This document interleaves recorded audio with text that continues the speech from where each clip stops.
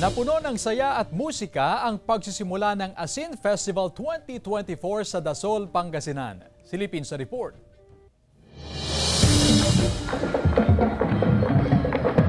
Napuno ng saya at musika ang pagsisimula ng Asin Festival 2024 sa Dasol, Pangasinan. Binuksan ang kapistahan sa isang civic parade na nilahukan ng iba't ibang government and non-government organizations, mga guro at estudyante mula sa mga paaralan sa bayan. Kabilang din sa parada ang mga naggagandahang kandidata ng Miss Dasol Asin Festival 2024 na magtatagisan ng ganda at talino sa darating na Sabado, February 24. Sinundan ng Drum and Lyre Exhibition ang parada kung saan 4 na drum and lyre corps ang nagpakita ng husay sa pagtugtog. Una po nakakakaba po kasi first time po ulit pagkatapos po ng pandemic. Once again, congratulations to the Don Marcelo Jimenez Memorial Polytechnic Institute.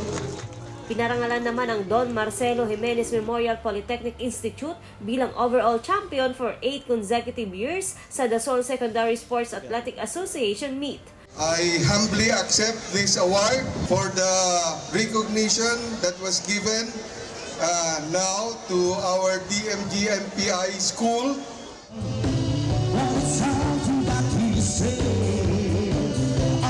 Masayang tugtugan ang pinagsaluhan ng mga Dasolano sa Barangay and Community Night. Kasabay ng sayawan ang musika ng orkestra na handog ng DMJMPI at Jimenez family para sa mga taga-Dasol.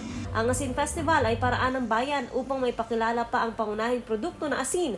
Prinopromote po natin ang #1 na produkto ng aming bayan, asin. Kaya nakakatulong po sa aming ekonomiya ang pag-promote po ng asin sa pamamaraan ng Asin Festival.